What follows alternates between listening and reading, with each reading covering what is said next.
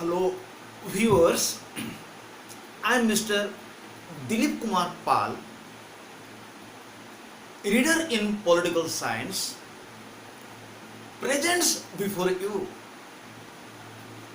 or with you with a very significant video relating to political theory, which is procedural democracy. In political theory in particular and political science in general, procedural democracy is a very significant topic. I am with you with this important topic, procedural democracy, which is important for plus 2, plus 3 and those students who are engaged in the competitive examinations. So, we'll start with the procedural democracy. But before we discuss what is a procedural democracy, we must know first of all a few lines about democracy. In the world, governments are of many categories, but it is acknowledged that, it is accepted that democracy is the best form of government. It is a government for which in the past many revolutions were made, and now also revolutions are going on to keep up democracy. And this democracy is a government where people are given primary importance and rest is secondary.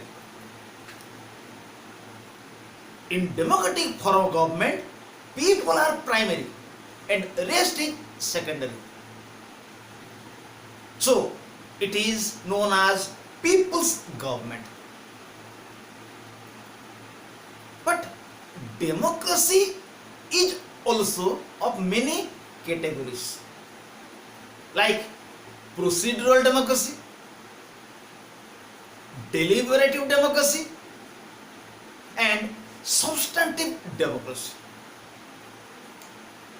But among these types of democracy, like procedural democracy, deliberative democracy, and substantive democracy or functional democracy, procedural democracy is a very important category of democracy.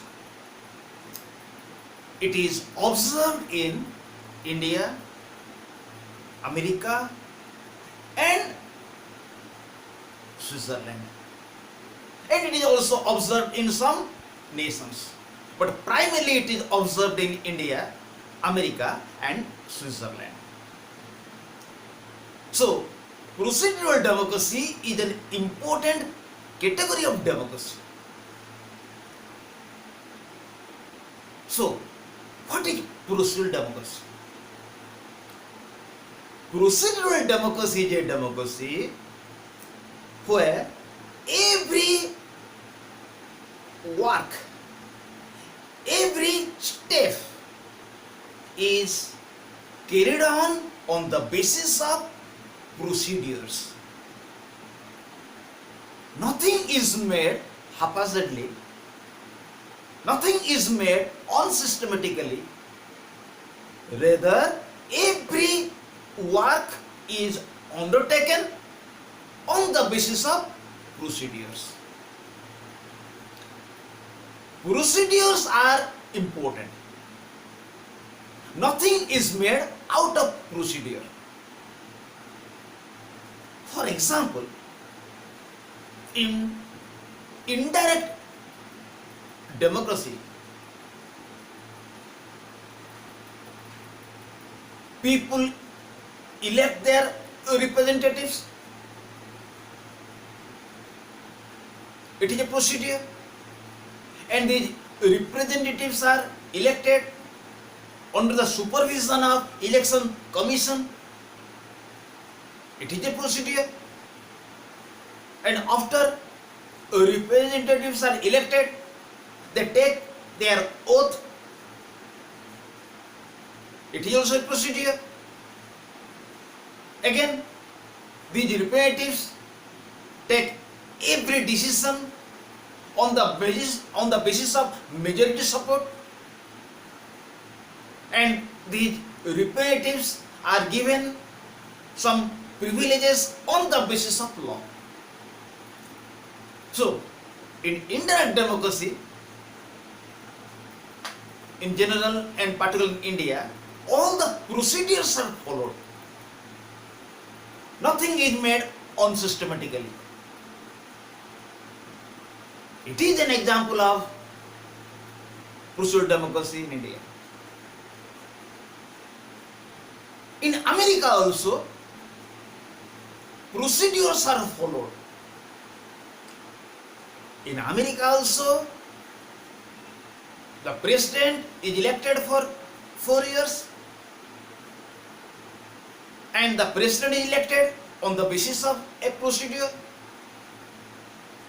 In America, the upper house of Congress, Senate, and the lower house of Congress, House of Representatives, are formed on the basis of procedures. So, procedures are followed in India and America. In Switzerland, there is direct democracy. In Switzerland also, procedures are followed. As in Switzerland, direct democracy is found, and in direct democracy, 4 principles are observed. One is Landsgemeinde, number 2 referendum, number 3 initiative, and number 4 recall. The first principle is Landsgemeinde. Landsgemeinde. In Switzerland, all the people assemble in a particular place to take a decision. It is known as Landsgemeinde. So, in Switzerland, all the people assemble in a particular place to take a decision. Unless they will assemble in a place, a decision is not taken. It is a procedure. In Switzerland, there is a referendum system. A referendum means after the legislature will make the law, it refers the law to people for approval. Otherwise, a law cannot be made. It is a procedure. And in Switzerland, there is also a system of initiative. Initiative means if people will take a decision, they will send the decision to legislature for approval. If legislature will approve, it will become law. If legislature will remain silent or will not approve, it cannot become law. It is also a procedure. In Switzerland also there is a system of recall. It means people can call the representative back if the representative will not work for the people. People can call the representative back before the tenure. It is also a procedure. So, procedural democracy is a democracy where in every field procedures are followed. Procedures are saluted. Once procedures are respected, it is known as procedural democracy. Okay, viewers? Then we will see there are 4 important principles of procedural democracy. Number 1, priority to procedures. Number 2, emphasis to political equality. Number 3, priority to unanimity decision. Number 4, public accountability of people's representatives. These are the four pillars of procedural democracy. Now, one is priority to procedures. The first important principle of procedural democracy is that in procedural democracy, procedures or systems are given respect. Nothing is made out of procedures. Procedures are private. It is the first pillar of procedural democracy. If anything will be made out of procedure, it is against the procedural democracy, or it is the negation of democracy. Number two, emphasis to political equality. In procedural democracy, emphasis is given to political equality. All the people are given equal political privileges. Nobody is given more political privilege than other. So whenever there will be voting, the weight of every representative will be equal. So in procedural democracy, the second pillar is political equality.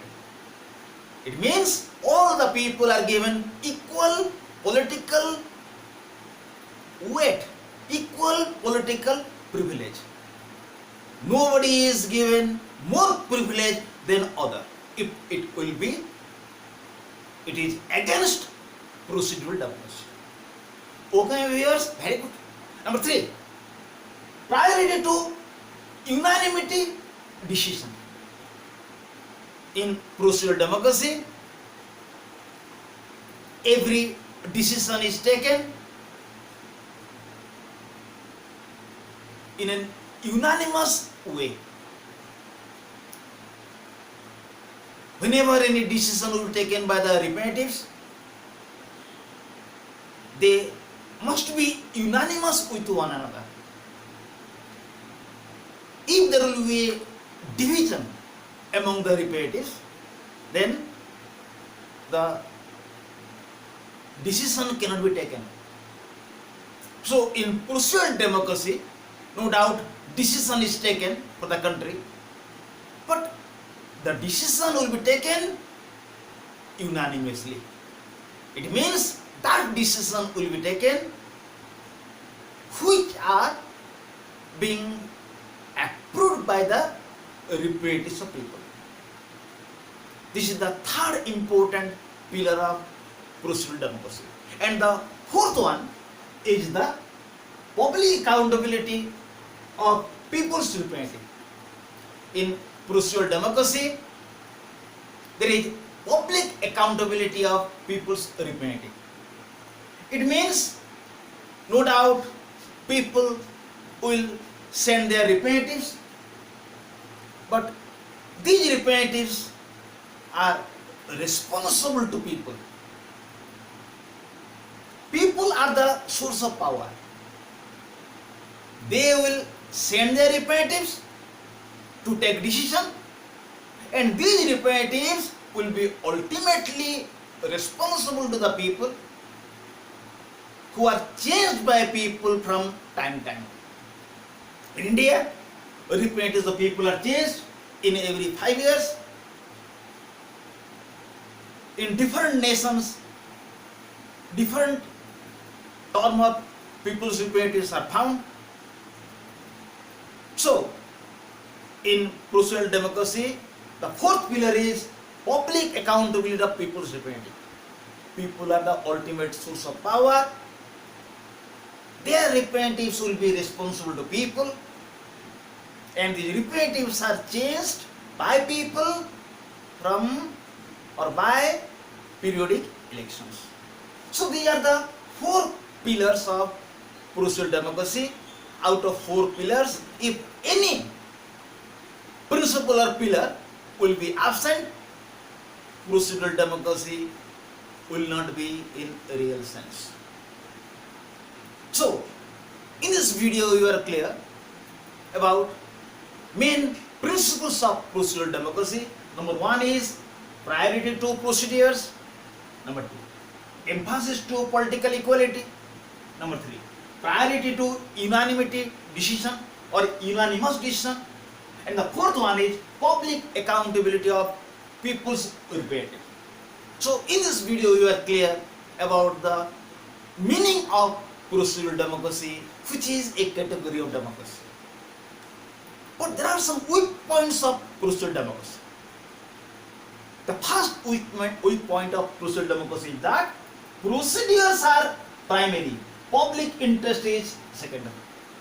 Some critics view that in procedural democracy, procedures are always given importance, but public interest or the interest of people, which is primary, is ignored. Only procedures are given priority, only principles are given primary, but the ultimate aim, which is the public interest, is ignored. So this is the first weak point of procedural democracy. The second weak point of procedural democracy is that in procedural democracy, interests of majority people is secured, objects of democracy remains unfulfilled. In procedural democracy, that decision is taken which is being supported by the majority groups. But the ultimate object of the democracy is to secure public interest. But in procedural democracy, interests of majority groups is secured and interests of minority group remain unfulfilled. So, in procedural democracy, the ultimate object of people, which is the primary goal of democracy, is not fulfilled. Only the interest of majority groups, major community is fulfilled. So in this video we have discussed mainly principles of procedural democracy and weak points of procedural democracy. I am sure that this video will be useful for students. They will get a lot of benefit from this video. I am sure that this will be helpful for those students who are very sensitive to their academic life. Thank you, my viewers. Again we will be here with another video. Till now, goodbye to all.